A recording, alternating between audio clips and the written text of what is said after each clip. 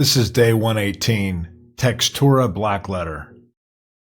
Many of us are familiar with the Gutenberg press, a marvel of human ingenuity that ignited a cultural revolution in the Western world. The first major publication, the Gutenberg Bible, is often heralded as the dawn of mass-produced literature. But what is often overlooked is the script that made this possible.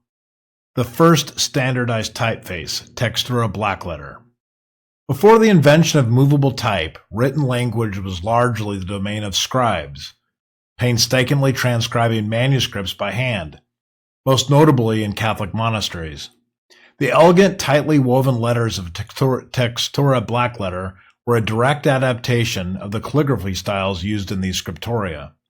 When Gutenberg devised his press, he did not just create a machine for printing, he established a permanent means of replicating language.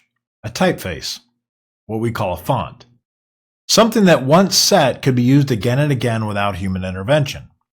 Today we take this for granted. With a simple drop-down menu in a word processor, we can select from thousands of fonts, each one a product of centuries of refinement. But this idea that language could be reproduced mechanically, separate from human effort, was once a radical concept. In fact, the resistance to mechanical fonts in the 1400s mirrors our own contemporary anxieties about artificial intelligence. For thousands of years, humans recorded knowledge by hand. Then suddenly, someone realized that we didn't need to keep repeating the process. We could build a permanent methodology of reproduction. The very same shift is occurring now with large language models.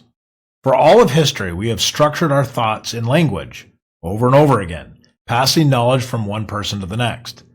Now we've discovered a way to codify that process, an architectural blueprint for thought itself. And yet, just as in the 1400s, we lament. We worry that something precious is being lost. We fear the death of originality, of authenticity. But look at what happened with fonts. The creation of the first standardized typeface did not kill diversity, it amplified it.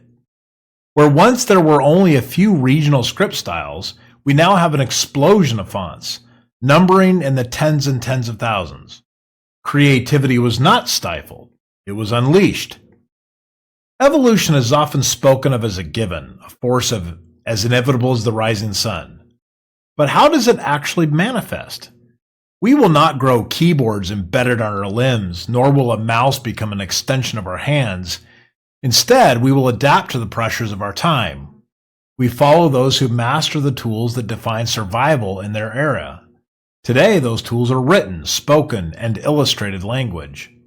Is it any wonder, then, that the advanced minds have built entire models to replicate and refine our linguistic construct? Perhaps instead of resisting this shift, we should embrace it. Rather than fearing a world where all books seem written in the same typeface, we should see this as an opportunity. Just as the first printed fonts led to an explosion of creativity, so too can our participation in this new evolution. The challenge before us is not to resist progress, it's to shape it. So the question is not whether artificial intelligence will change the way we create. That's already happened. The real question is, what new typeface will we create next?